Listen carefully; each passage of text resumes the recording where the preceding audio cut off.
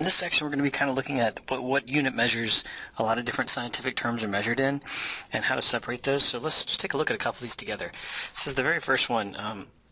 A measurement of electrical energy is used on power meters on most homes, where E is equal to P times T, where P is the power measured in kilowatts and T is equal to time measured in hours. So the energy used is equal to some unit that is going to be kilowatts times hours. And so the unit is going to be kilowatt hours. Or you could write kilowatt hours. So it's just basically we're going to put in each of the types of measurements and determine the unit that's going to be used to describe it. So when you're talking about how many kilowatt hours, that would be like how many thousands of watts you use per hour at your home. Let's try next one. The momentum can be described as P equals m times v, where P is equal to momentum, m is equal to the mass, which is measured in kilograms, and v is the velocity, which is measured in meters per second. What is a possible measure of unit or measure for momentum? So here we're going to start with the momentum is equal to the mass, which is going to be measured in kilograms, and velocity is going to be measured in meters per second. And so I'll put kilograms over 1, and I'll rewrite that as kilogram meters per second, or kilogram meters per second. You could also write it out like verbally. Now let's try looking at force. Force is equal to mass times acceleration. M is equal to mass, which is measured in kilograms. A is equal to acceleration, which is measured in meters per second squared, because acceleration is how many meters per second again, which is also newtons. But in this example, we're going to use mass, which is kilograms, times meters per second squared. So it's almost the same as momentum up there, except for it's second squared in the denominator. So the actual units for newtons, or in this case force, is kilogram meters per second squared.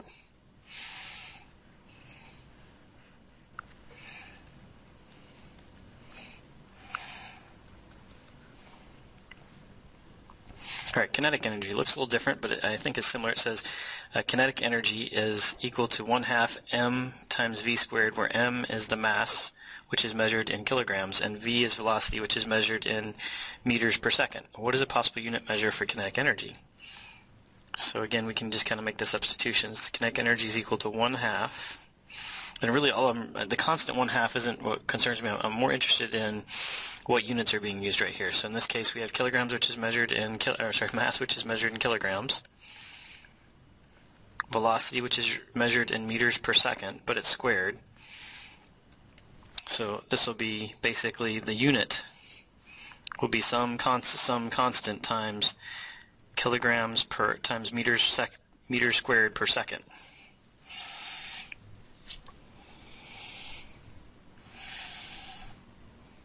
Now let's try the next one. It says power can sometimes be described as m times a times d times delta t, where m is the mass measured in kilograms, a is equal to the acceleration measured in meters per second squared, d is equal to the distance, which is measured in meters, and delta t is the change in time measured in seconds. What is a possible unit measure for power?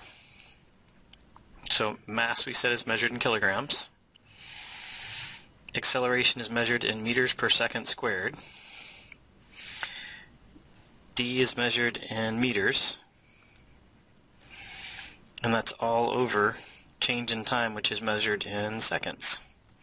So we just need to clean this up a little bit. I'll put m over 1, and so in the numerator I have kilograms times meters squared, because m times m is meters squared, over second squared times 1 over second squared. But then it's all divided by seconds, so I'm going to try to clean that up a little further and rewrite this as, let's rewrite that kilograms as kilograms over 1. So I can multiply straight across the top here and write kilograms times meters squared over seconds squared, and then I got to divide that by seconds. So to divide that by seconds, you said just change that long fraction bar into an s. I can put s over 1, and I can rewrite that as kilograms times meters squared over seconds squared times 1 over second, and then the final answer for this would be, the units would be kilograms times meters squared over seconds cubed. for measurement of power.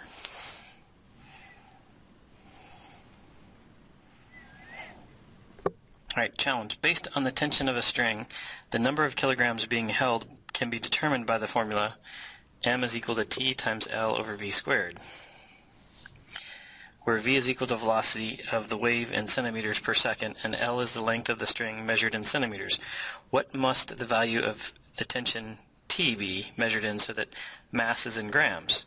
Alright, so this is a little trickier. What they're telling us is that we don't know what tension is, but we know that this right here has to be simply in grams when we get done with it.